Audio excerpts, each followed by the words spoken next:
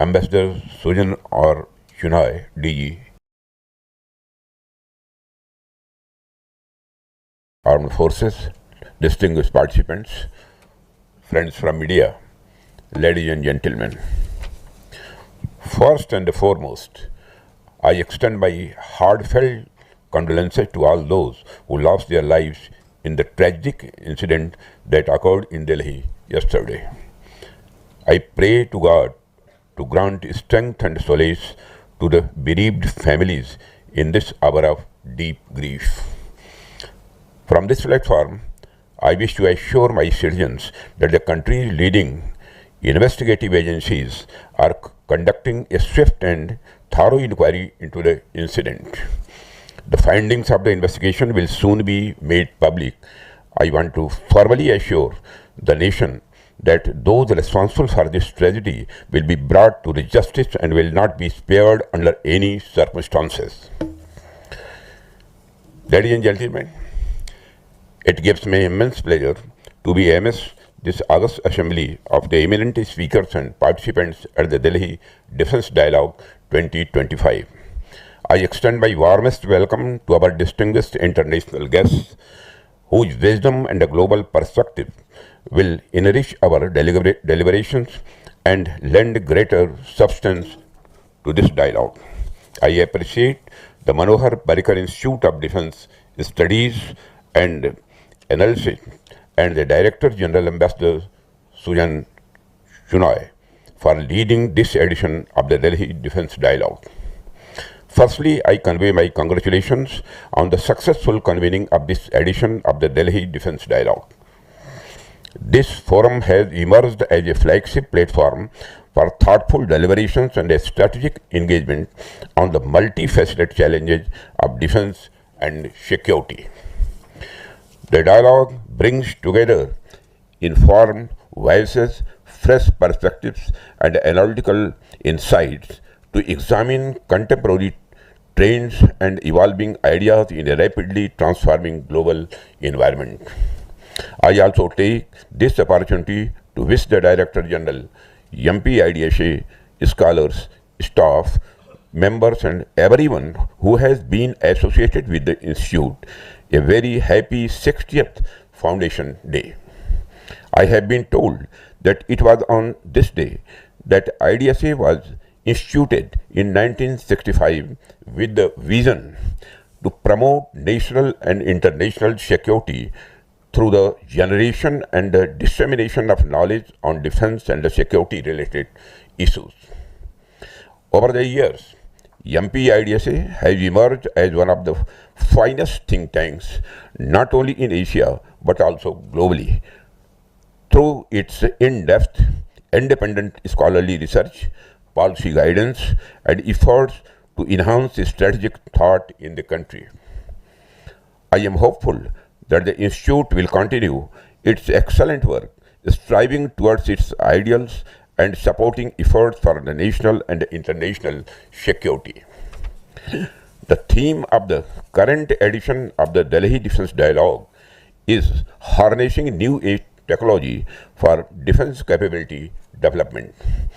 In light of the prevailing international security environment and the ongoing Operation Sindoor, the choice of the theme is most appropriate.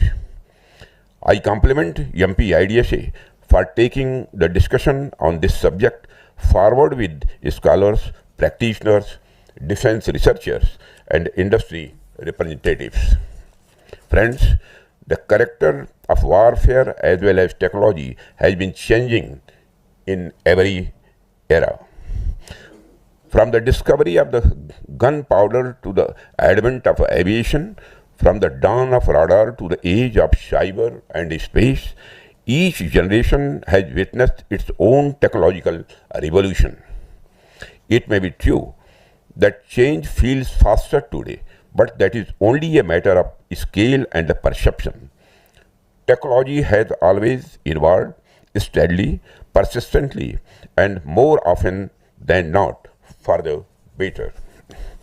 What truly matters, therefore, is not just the pace of technological change, but the pace at which we are able to absorb and adapt to it. Ladies and gentlemen, when we speak of the new age technology in defense, it is natural that our minds first go to the disruptive changes in modern warfare, including artificial intelligence, machine learning, quantum computing, swarm technologies, and so on. These are indeed transformative, and India and the world are making bold strides in each of these domains. But to truly interpret this theme, we must look beyond the obvious. I believe the power of technology is not limited to the devices or algorithm, but it lies in its all-encompassing nature, in the way it redefines every process, every system, and every decision that contributes to the national security. New age technologies is not just about what we fight with, but how we prepare, plan, and sustain. It shapes our procurement processes, our logistics networks, our decision framework, and even our training philosophies. Therefore, when I think about this theme of harnessing technology, I interpret it as a call to reimagine the entire defense ecosystem, right from the spark of an idea in a research laboratory to its field validation in the forward bases, from the flow of the materials through our supply chain to the flow of intelligence through our command centers. Technology must serve as a connective tissue that binds it all together. Whether it is designing a next generation radar, forecasting logistics needs through predictive analytics, or shortening decision cycles through digital dashboards, each element must work in harmony with the others. In this sense, harnessing technology is not just about adding new tools. It is about transforming the very basis of our institutions. It is about making them more agile, anticipatory, and adaptive. It is about creating a defense architecture that learns continuously, responds instantly, and evolves relentlessly in tune with the pace of change. Friends, it is but natural to get swept up in the prevailing buzzwords of our times.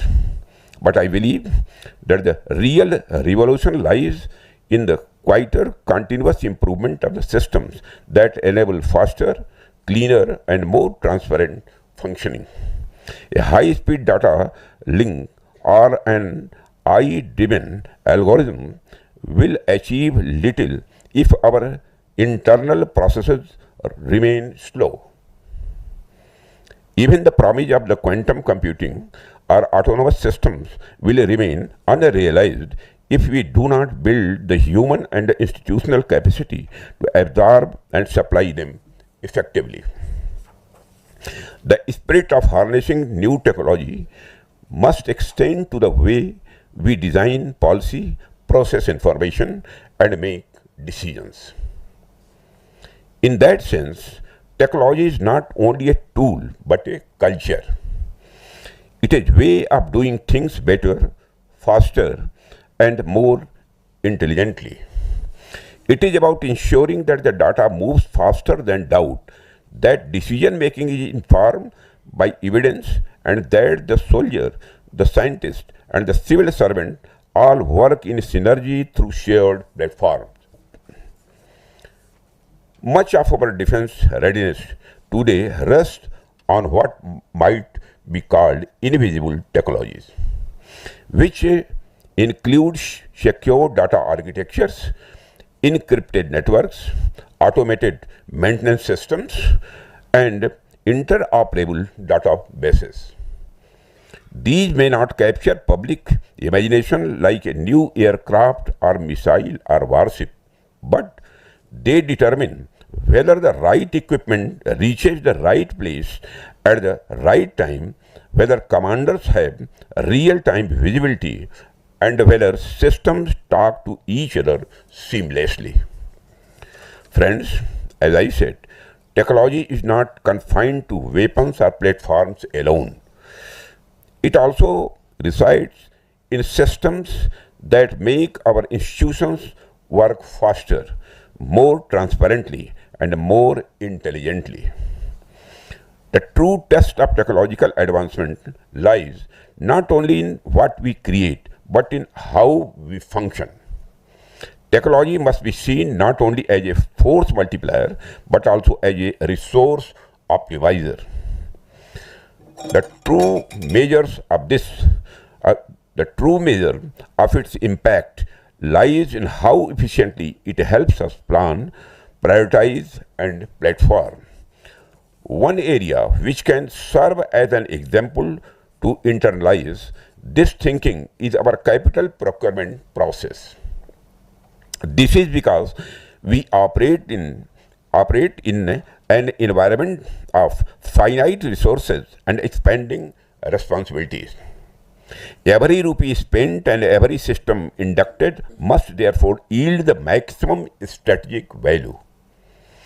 Technology and data analytics must be leveraged to improve decision making and ensure optimal use of every resource. I have been told that in many advanced nations, the concept of life cycle cost is deeply woven into their procurement frameworks. Recently, I have directed that we too must begin to access these sustenances costs right at the inception stage of every procurement proposals. This will help us see the full picture, not only what we invest today, but what we must sustain tomorrow. This will help us in ensuring that every decision we take is both informed and responsible, balancing immediate capability with long-term efficiency.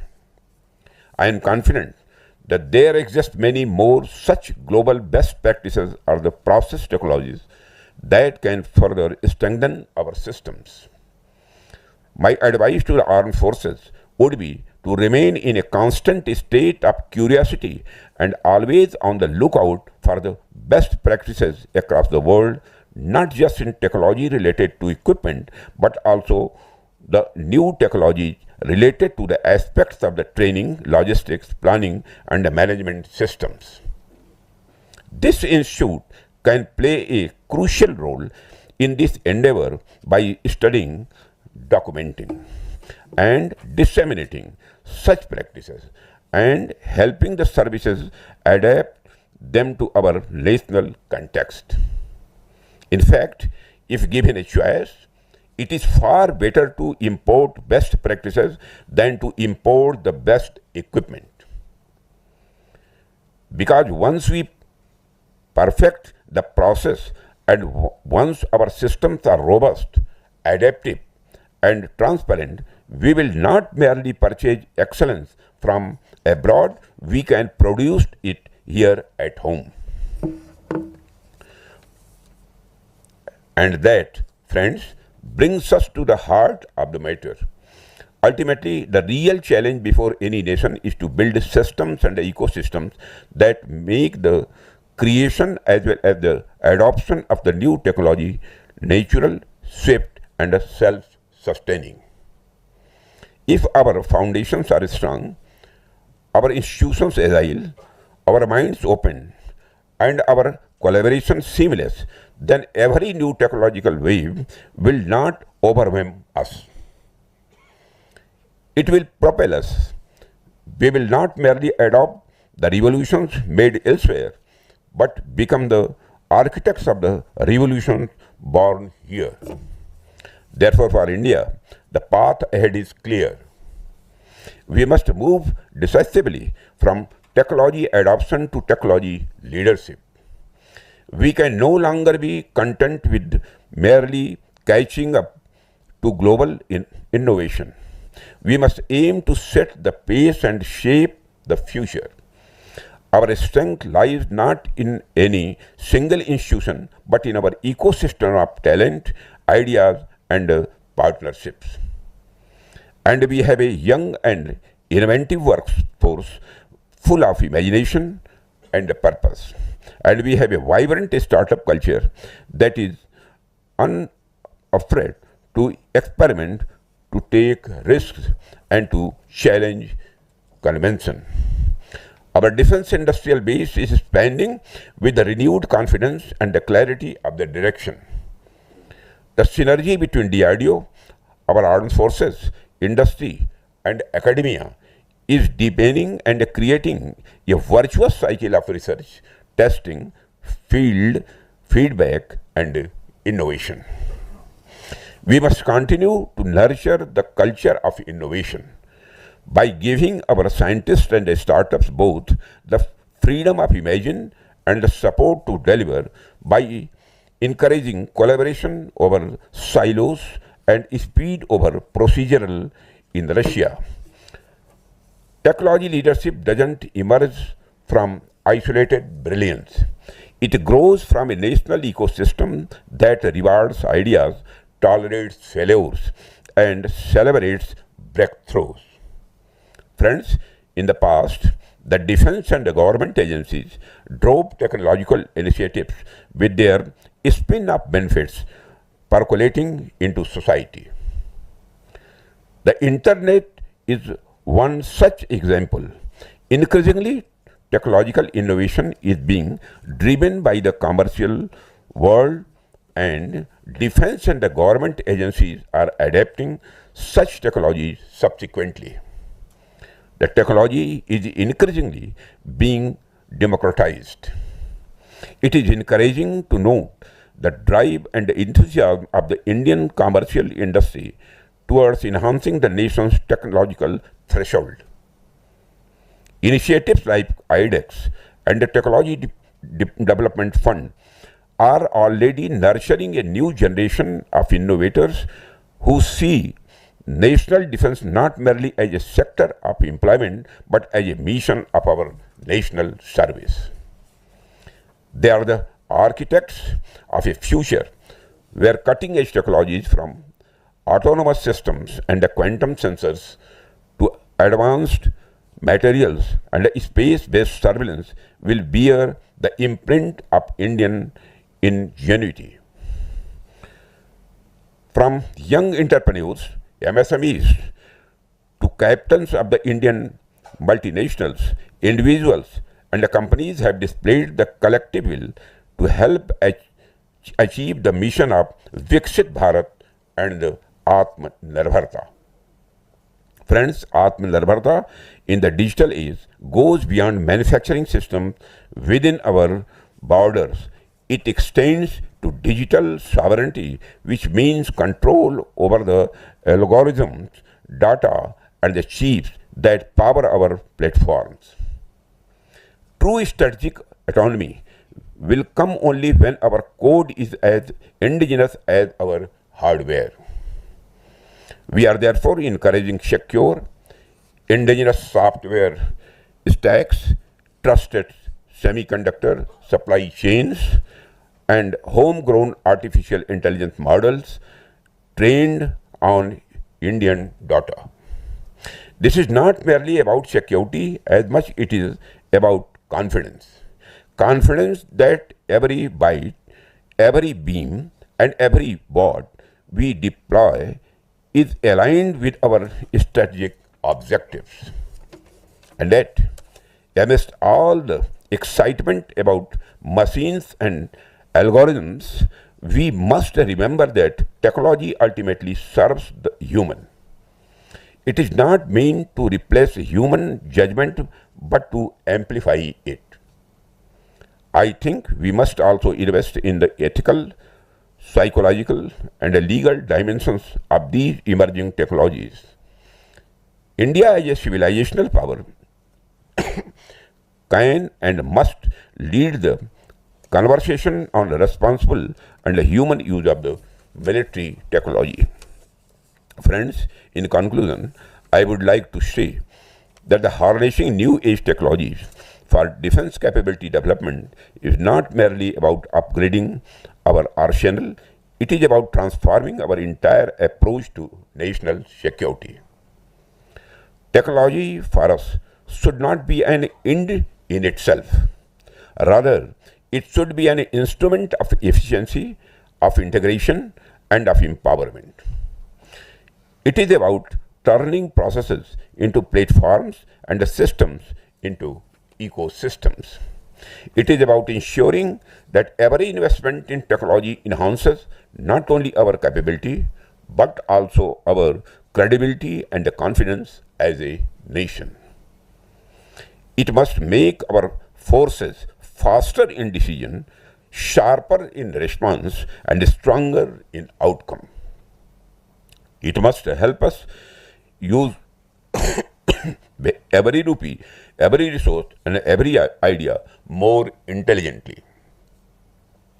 Friends, our task, therefore, is not only to acquire new technologies, but to create the conditions where technology can thrive through sound processes, agile institutions, and a spirit of collaboration that unites the soldier, the scientist, the startup, and the strategists.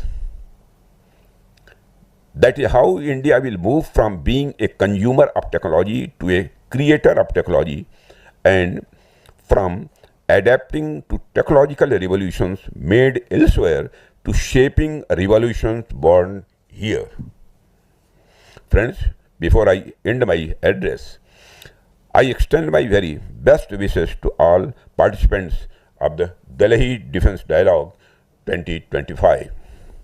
I wish you productive deliberations to better understand our technological goals and means to achieve